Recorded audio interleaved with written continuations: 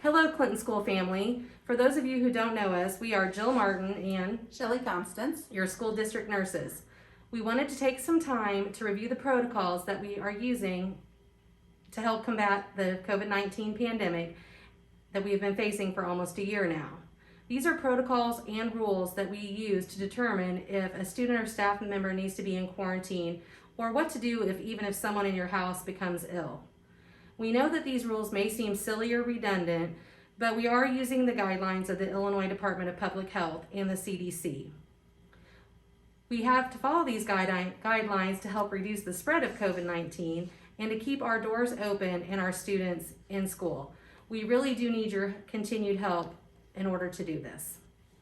Let's start with reviewing some of the common signs and symptoms that you might notice with COVID. So you have fever, cough, shortness of breath, loss of taste or smell, chills, muscle aches, headache, which if you have a diagnosis of migraines, that would be a headache that's different than normal, worse than normal.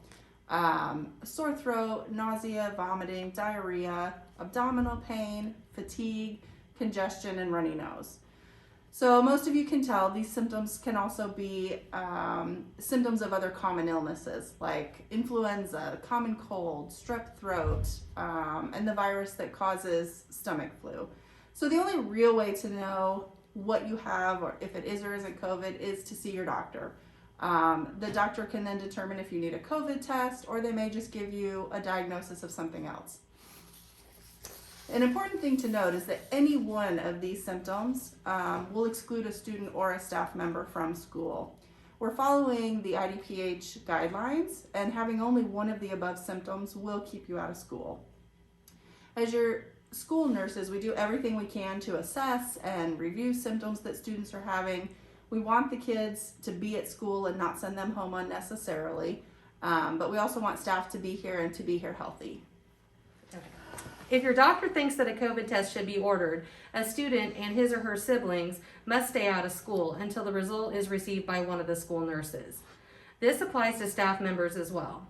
Some facilities around here have a 24-hour turnaround, others do not. The Interstate Center in Bloomington has had a 24-hour turnaround the past few weeks. The local facilities in town tend to be a 2-day turnaround for test results. There are many different versions of a COVID test. We do require that a person being tested submit a PCR result unless they've had a rapid test that was positive. We do not accept the rapid negative test and haven't this entire school year. This applies to staff members as well as students. If you are ill or you have a household member that is ill or has any one of these COVID symptoms, it is really important that you stay home until the person that is ill gets their test results, or if the doctor may determine to be something else. We are still seeing staff members come to work sick or have a sick family member at home. This can put your colleagues or students in jeopardy. Please continue to report your illnesses to your building administrator or principal. Nurses, we do track staff illnesses as well as student illnesses. Another thing that we've come across is people that have already tested positive for COVID and what that entails for them. The typical rule of thumb is if that you have had COVID, you won't be quarantined within 90 days of having that positive test result if you're re-exposed to someone. There are special circumstances that might affect this, so please contact Jill or myself if you have any specific questions about your situation. We do uphold staff privacy as well as student privacy and can't divulge other staff members' health information to you, but we can help you with your questions. We also get our guidance from the local health department as well. If you are diagnosed with COVID, you will be out of school for 10 days in isolation. Some people may have lingering symptoms and may be off longer, but it is not the norm. If you are quarantined due to COVID exposure, please submit your letter of quarantine that you received from the health department to your direct supervisor or building administrator. Also, when you get your release to come back to school, please submit that to one of the 2 school nurses, Shelly or myself.